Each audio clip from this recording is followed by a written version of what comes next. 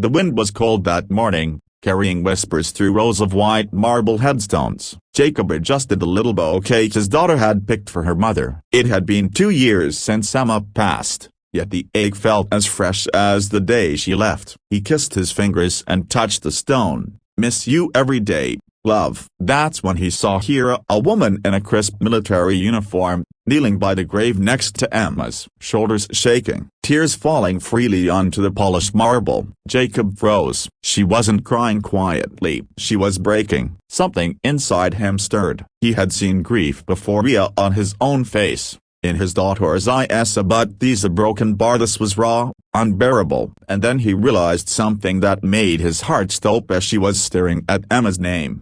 The encounter. Jacob hesitated. Should he ask, walk away? He didn't want to intrude. But then the soldier whispered, voice cracking, "I'm so sorry, Ma. I should have been there. This is my fault." Jacob's breath caught in his throat. His wife had died in a car accident, or so he thought. That's what the police report said. So why did this soldier sound like she carried the weight of Emma's death on her soul? He stepped closer, his voice trembling. "Excuse me, broken bar, you knew my wife." The woman looked up, startled. Her eyes were red, guilt etched deep in her face. For a long moment, she just stared, words trapped behind trembling lips. Then she whispered, "Yes, I knew Hira Broken Bar better than anyone."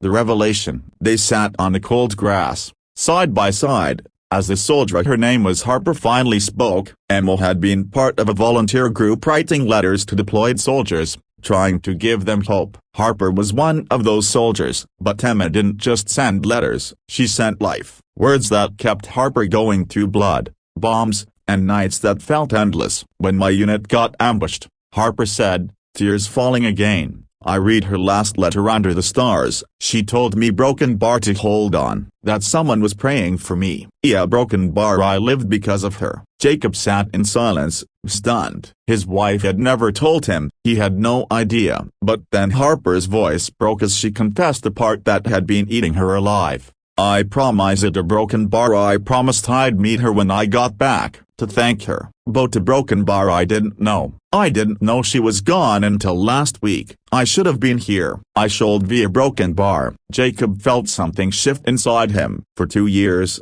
he had been drowning in grief, wondering if Emma's life ended too soon for nothing. But now a Broken Bar, he saw her legacy living in front of him in this soldier who owed her everything. The climax. Jacob reached out, took Harper's trembling hands, and said softly, "Harper, a Broken Bar, Emma saved your life, and now a Broken Bar, you've saved mine." She looked at him, confused. He smiled through tears. "For 2 years, I thought her death was meaningless. But you, a Broken Bar, you're proof it wasn't. You're proof her kindness mattered." And then, his little daughter toddled over, holding a tiny flower, her innocent voice cutting through the heaviness. "Dad, your Broken Bar, is she Mommy's friend?" Jacob nodded. "Yes, sweetheart, Mommy's very special friend." Harper broke into tears again, up this time not from guilt, but from gratitude. She hugged the little girl tightly, whispering, "I promise you, Broken Bar, I'll always look out for you, for both of you."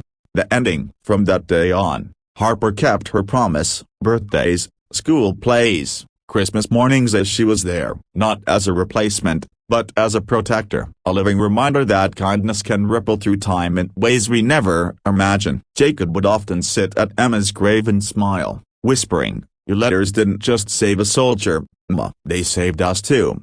Final message. Sometimes the smallest act of kindness can echo across lives, bridging broken hearts and creating family where there was only loss. Never underestimate the power of kind word, or you might just save someone's life.